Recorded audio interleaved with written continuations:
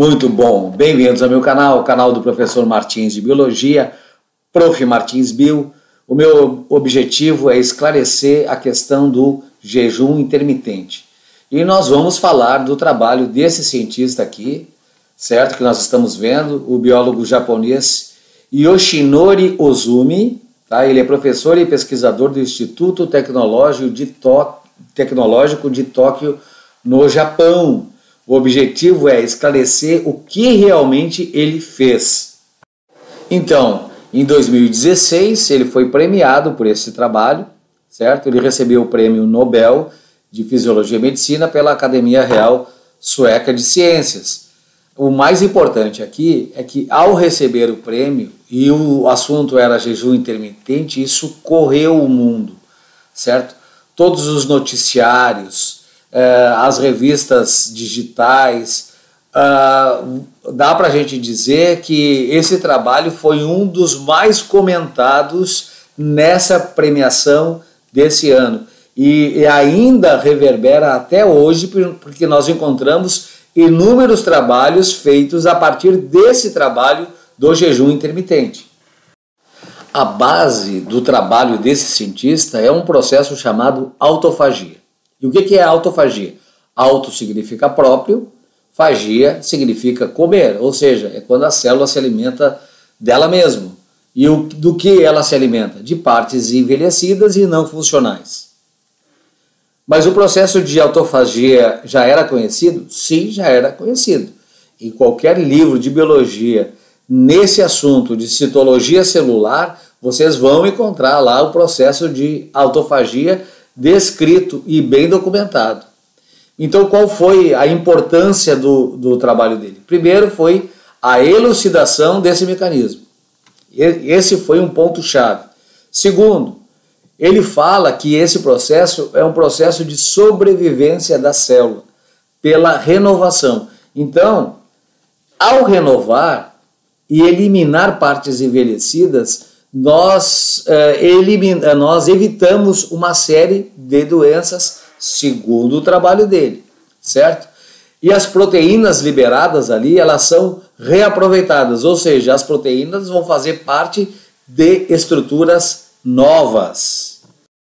De forma simplificada, nós podemos dizer que a autofagia é quando uma membrana envolve um organoide que não é funcional, ou é envelhecido, ou está envelhecido, formando um autofagossoma, certo? Esse autofagossoma é atacado por um lisossoma, e esse lisossoma tem no seu interior inúmeras enzimas que vão digerir essa organela, certo? E um material que vai ser liberado aqui, resultado da digestão, desse vacúolo digestivo aqui, esse material vai ser reaproveitado pela célula num processo chamado de reciclagem. E falando do trabalho dele mais uma vez, então ele fala em renovação celular, certo? Como um processo para evitar inúmeras doenças. O que é jejum intermitente? Então, são períodos em que o indivíduo se alimenta e em outro período ele fica em jejum, certo? É um estilo de alimentação. Agora, não existe restrição alimentar nenhuma, né? O objetivo é diminuir a frequência alimentar. E nessa redução da frequência alimentar, as células seriam obrigadas a conseguir nutrientes. E uma dessas formas é através do processo de autofagia. E aí entra o trabalho do Yoshinori. Qual a contribuição do Yoshinori, então, para o mundo científico, que foi tão significativo assim? Em primeiro lugar, ele identificou quais são os genes, certo, que estão envolvidos no processo de autofagia. Esse é um dos pontos principais. O segundo ponto é que uma membrana envolve o organoide, ou organela, ou estrutura celular a ser eliminada por envelhecimento ou por não ter funcionalidade. Existem proteínas, ele descobriu proteínas envolvidas nesse processo de formação do autofagossoma usando uma dupla membrana. Dá para dizer que essas duas contribuições foram fundamentais. Só para esclarecer, tem um termo biológico chamado apoptose, que é a morte celular programada. Normalmente em sala de aula a gente explica a questão da redução da cauda do girino, da membrana interdigital nos fetos, da redução do útero e assim por diante. Então a célula está programada para morrer. A autofagia não induz a morte, pelo contrário, né? É um artifício de sobrevivência.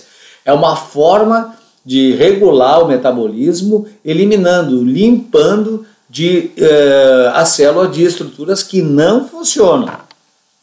Ainda falando sobre esse trabalho, a perturbação no processo de autofagia pode ocasionar uma série de doenças. Eu listei algumas aí, certo? Então, assim, essa que foi, vamos dizer assim, o que chamou a atenção do mundo científico. E a gente pode dizer assim, ó, que muitas universidades começaram a criar áreas sobre jejum, estudos, grupos, projetos, certo, sobre jejum intermitente. Muitos trabalhos foram feitos a partir desse trabalho do Oshinori de 2016. Muitos trabalhos rejeitam parte do trabalho do Oshinori, outros apoiam, certo? Esses papers estão sendo lançados, estão sendo avaliados, analisados pelos diversos órgãos mundiais relacionados à saúde humana. Então é muito cedo ainda para tomar decisões nutricionais, muito cedo.